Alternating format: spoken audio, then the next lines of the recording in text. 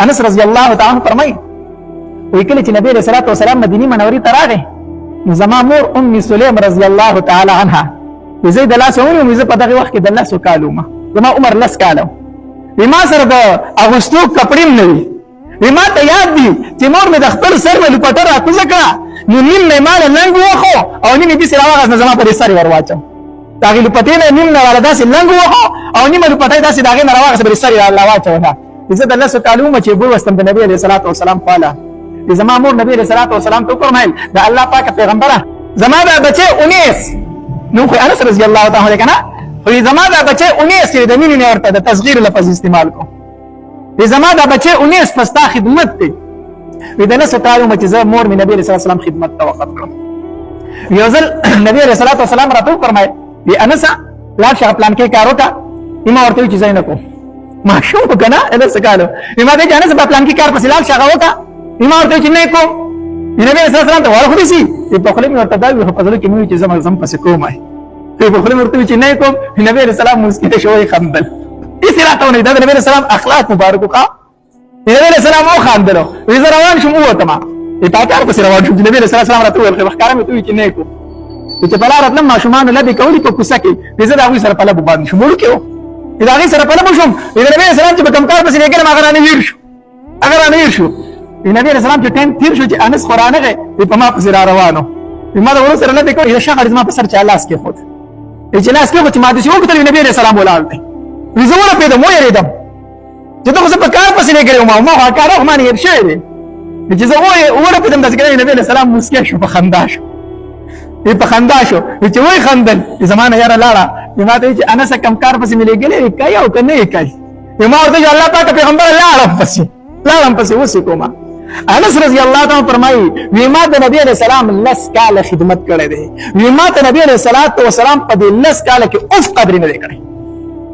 دا راته دی ویلي چې انس دا کار دی ولي ونه کو او ولي دې داسې وکړو نبی علیہ السلام چرته زره ټلې نیما دا د نبی علیہ السلام اخلاق مبارکو حدیث مبارک کې راځي کنه او کشرانو بشفقت کوي د مشرانو با عزت کوي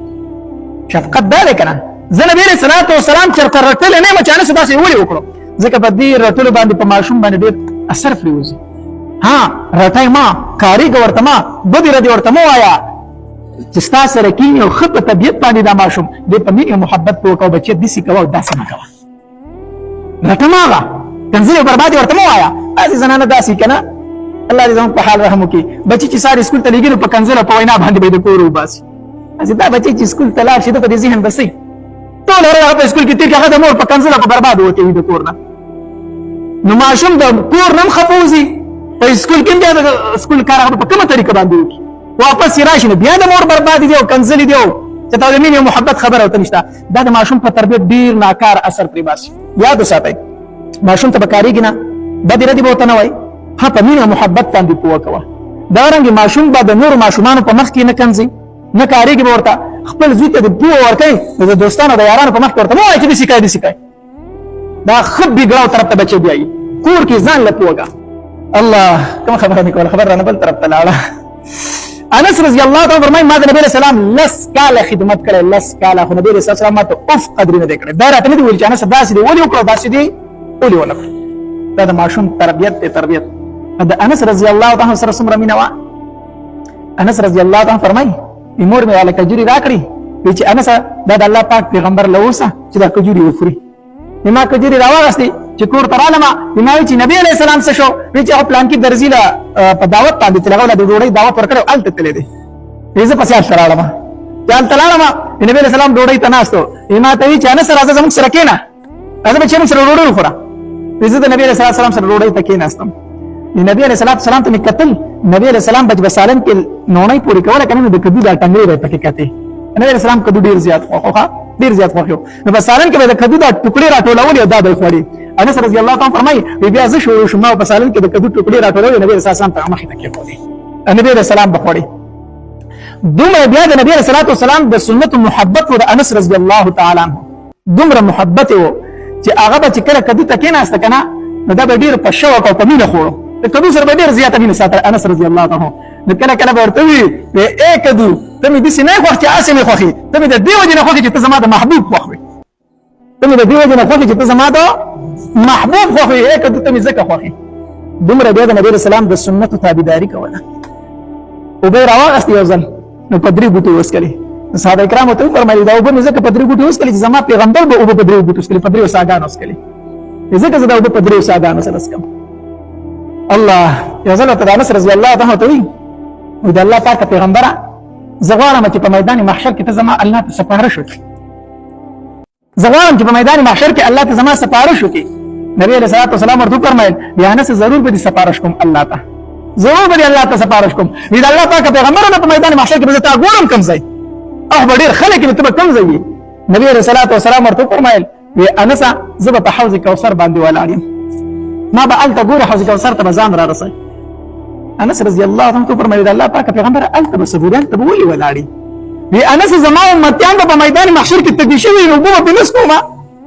په میدان محشر کې به زما امت تږی شوي نو زه به په خپلو لاسو باندې هغې له اوبه ورکوم ځکه به هلته ولاړ یم